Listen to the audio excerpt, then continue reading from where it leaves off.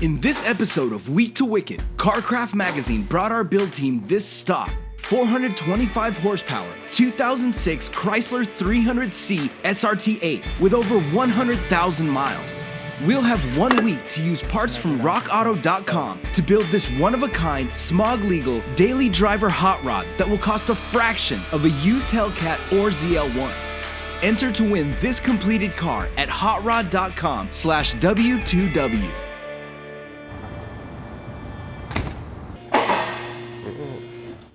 All right, it's Wednesday hump day. That's a good thing. We got a few things to wrap up for today's build. We're gonna do front brakes, rear brakes, and we've got the rear suspension. So let's get cracking. I like how I leave and Christian starts to work. That was good, actually. Got locked together somehow.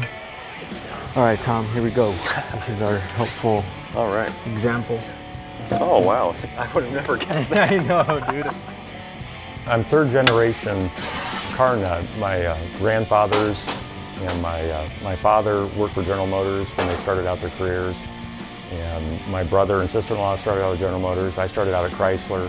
So yeah, cars were always really important to us. Those would go into the...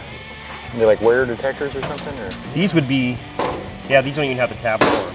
Yeah, because if you see, these are the kind that usually they pop in from the inside. Yeah. So these, I think, they're just giving you styles. options. Yeah. Okay. So you're just using this one. The motivation behind starting rockauto.com was kind of based on this love of cars. We had a lot of experience going into traditional auto parts stores, and we were always often frustrated. Could we just jump over the counter and get access to the computer the counter person's looking at? Could we look through all those catalogs? Because even if you had the best counter person, they may just not have time, or they want to sell what they happen to have on their shelf versus give you the options of different brands and stuff. So we wanted to open that up to everybody so you could jump behind the counter, see what all the parts that were available, and also have prices be reliably low so you could afford to keep your daily driver or your project car on the road. I've actually seen a rotor fall on a dude's foot before, and it was a diesel truck. Okay, I think we're safe to let go. And I'm gonna center up.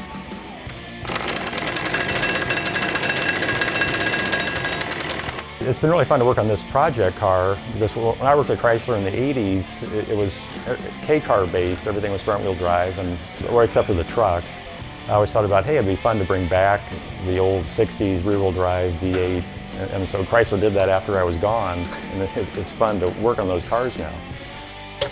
You know what I think we disconnected it, Tom? Was to keep it from leaking. Oh, so it wouldn't be a perpetual drip? Yeah, from the other line.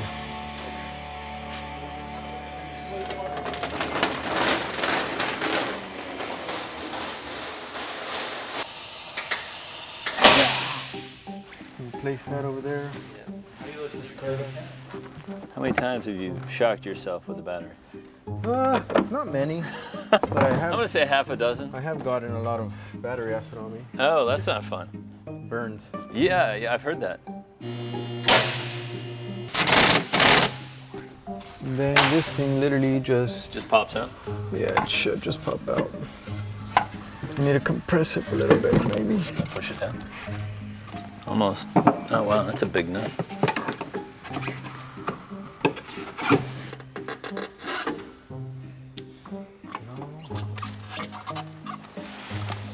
It looks easy. You gotta be able to press this out again. Almost. Almost. Don't move it too much. Now pull it back. There you go. Oh. Just watch it. Yeah. Hold on. You're gonna hit the fender. Oh yeah, I don't want that. Yeah, just drop the rotor Yeah. instead of fighting it. Fighting But we're not doing calipers, so just don't take the line off. Just let it hang. Just let it hang somewhere? Yeah. Yeah, there's a flex line right here, so. No, you don't.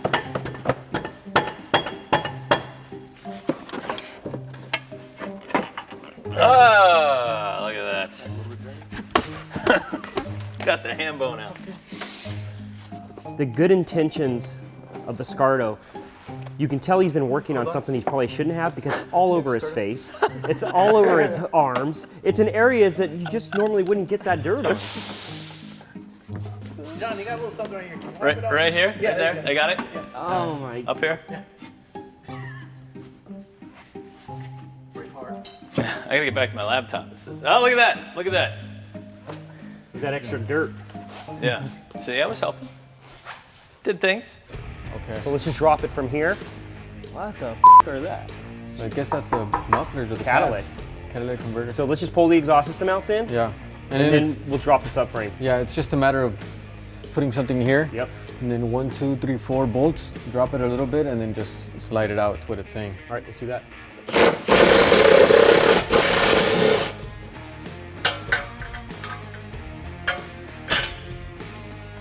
It's still welded up there. This thing. All right, let me cut it.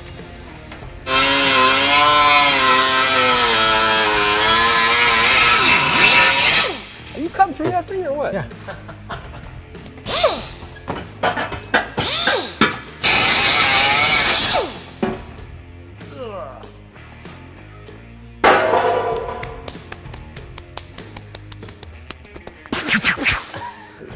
Go, Christian.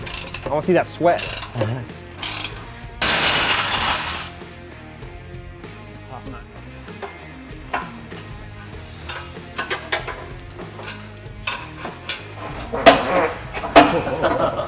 Got a little backfire back there. You hear that exhaust? That went right through the muffler. Why the did I even go back there? Dude, you rocked right into the cloud. He is never gonna learn that one. I get you with that at least weekly. Is it moving? Swing, batter, swing! Coming. Oh, that's what I didn't want. We're trying to get the rear sway bar out, and as you can see, we got a lot of the suspension off and brake system, which we're gonna replace. So we have to take all that off anyways. And now we gotta drop the subframe a couple inches to get the sway bar out, get the new one in, and get going.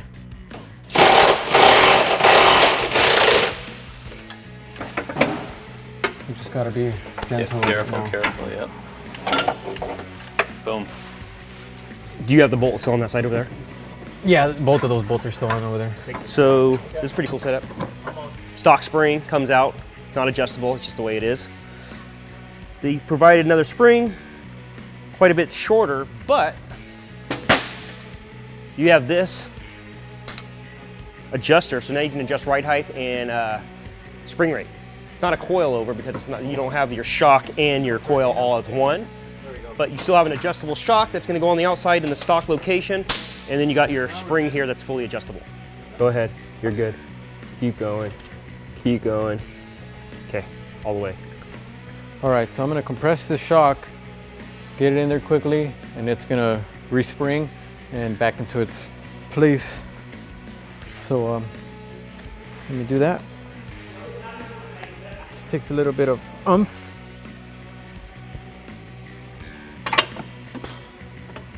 Just like it. Just like it, my friend.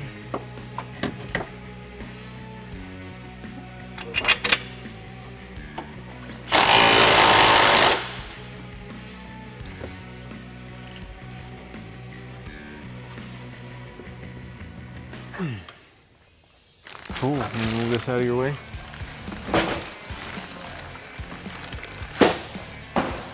So we're gonna use the stock calipers.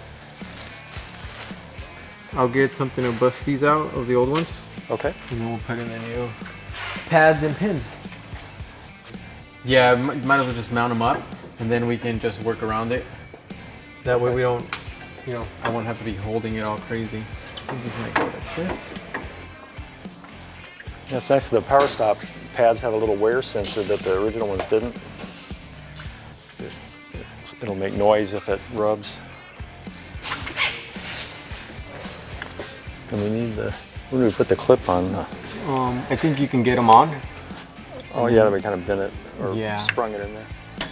Are you sure they go out that way, not the other way? No, they go this way. Okay.